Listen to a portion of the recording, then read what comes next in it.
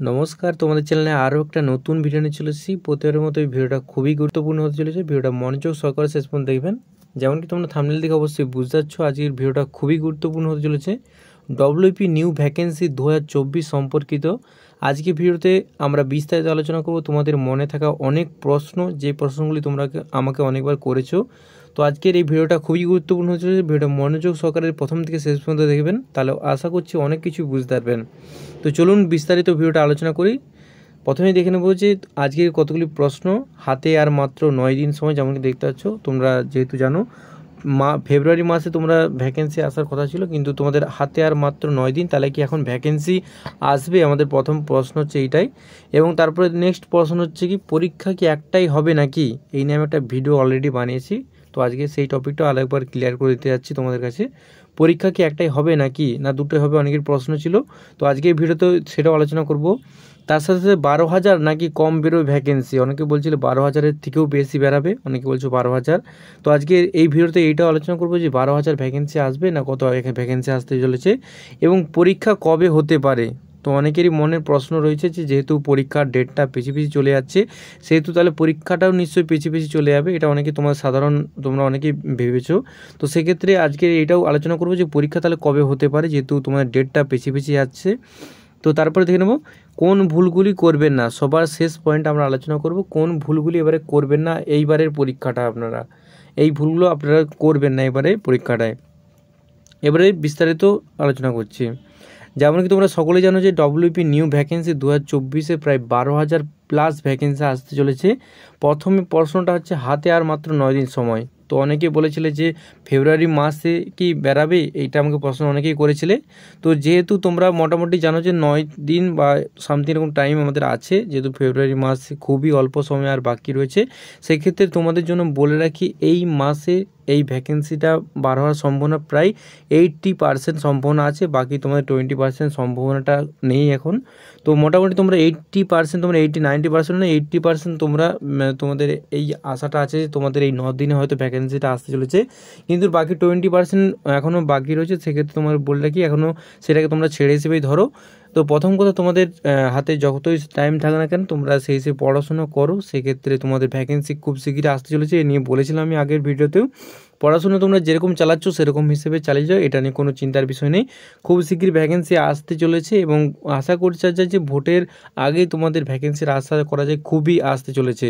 এবারে 80% মোটামুটি তোমরা ধরে রাখো, যেহেতু আর 9 দিন বাকি আছে তোমাদের হাতের সময় ফেব্রুয়ারি মাসের। তো সেক্ষেত্রে ফেব্রুয়ারি মাসের বেরানোর সম্ভাবনা প্রায় 80% আছে, বাকিটা তোমার 20% এখন আশাটা নেই। এবার নেক্সট প্রশ্ন অনেকেই করেছিল, আমাকে দেখেছিলাম আমি অনেকেই করেছিলে, পরীক্ষা কি একটাই হবে? এটা তোমাদের অনেকেরই মনে প্রশ্ন। আমি দেখলাম অনেকেই কমেন্ট করেছো যে তাহলে কি একটাই পরীক্ষা হচ্ছে না দুটোই পরীক্ষা হচ্ছে। এটা বারবার অনেক কমেন্ট তোমরা করেছো। তো সেক্ষেত্রে একটা ভিডিও আমি বানিয়েছিলাম এবং সেখানে বলেছিলাম যে তোমরা একটা পরীক্ষা হোক বা দুটো পরীক্ষা হোক, তোমরা দুটো পরীক্ষার জন্য প্রিপারেশন নাও। যেমন কি তোমরা সকলে জানো, প্রথম পরীক্ষা তোমাদের প্রি আছে। প্রিতে তোমাদের জিকে, ম্যাথ, রিজনিং আছে, এবং তোমাদের মেন পরীক্ষা আছে কি জিকে, ম্যাথ, তার সঙ্গে সঙ্গে রিজনিং, এবং তার সঙ্গে একটা নতুন অ্যাড হয়েছে কি ইংলিশটা। তো সেক্ষেত্রে তোমাদের পড়ার সময় তোমাদের আর কোনো এক্সট্রা সাবজেক্ট পড়তে হচ্ছে না, শুধুমাত্র ইংলিশটা বাদ দিয়ে তোমাদের জিকে, ম্যাথ, রিজনিং যেহেতু প্রিতেও আছে তেমন মেনেও আছে, তো সেটা নিয়ে কোনো চিন্তা করার দরকার নেই। শুধু তোমাদের ইংলিশটা অ্যাড হচ্ছে, সেক্ষেত্রে তোমরা সেই হিসেবে পড়াশোনা করো।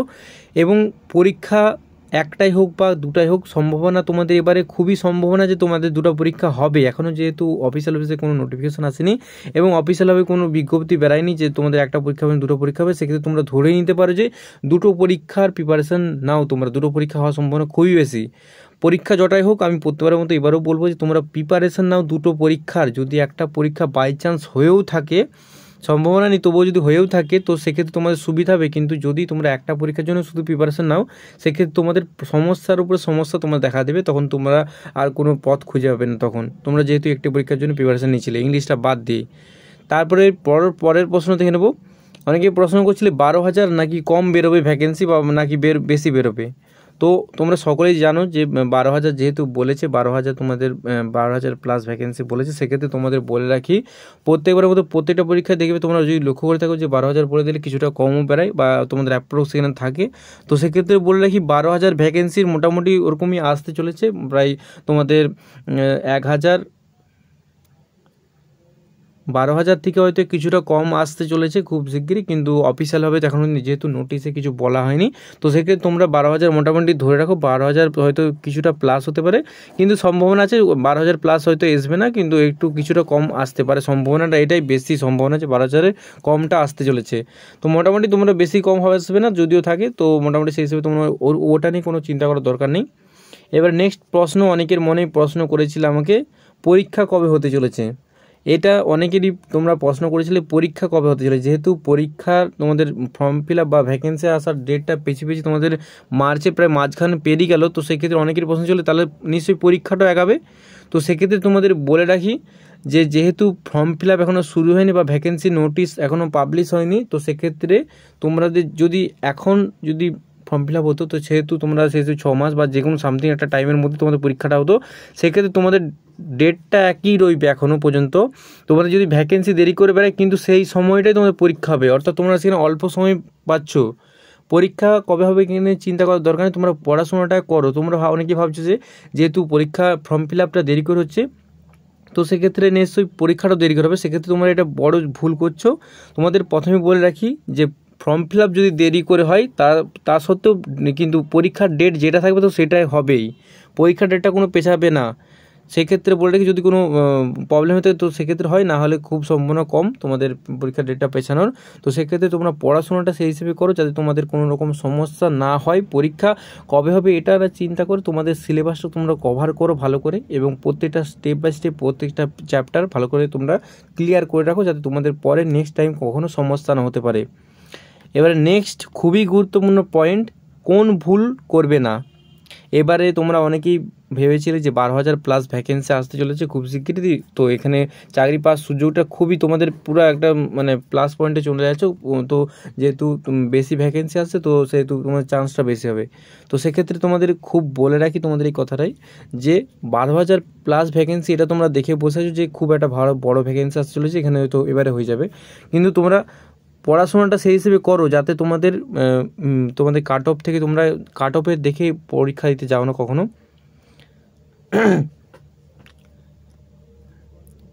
12,000 প্লাস ভ্যাকেন্সি তোমরা দেখে কখনোই তোমরা ভাবো না যে তোমাদের পরীক্ষাটা খুব নর্মালভাবে হবে। 12,000 প্লাস ভ্যাকেন্সি যেহেতু আসতে চলেছে, তো সেহেতু যদি একটা পরীক্ষা হয় বা দুটো পরীক্ষা হয়, সেহেতু প্রশ্ন লেভেলটা সেই হিসেবে হবে তোমাদের। তো তোমরা পড়াশোনাটা একমাত্র হচ্ছে কি পড়াশোনাটা মন দিয়ে করো, তাহলে কোনো রকম পরীক্ষা তোমাদের আটকাবে না। তোমাদের ভ্যাকেন্সি তোমাদের নিজেদের চয়েসে, তোমাদের নিজেদের একটা সিট তোমাদের জন্য খালি রয়েছে। তোমরা যদি পড়াশোনা করে সত্যিই কঠোর পরিশ্রম করে ওই পরীক্ষা দিতে যাও, তবে তোমার জন্য একটা ভ্যাকেন্সি ওয়েট করছে।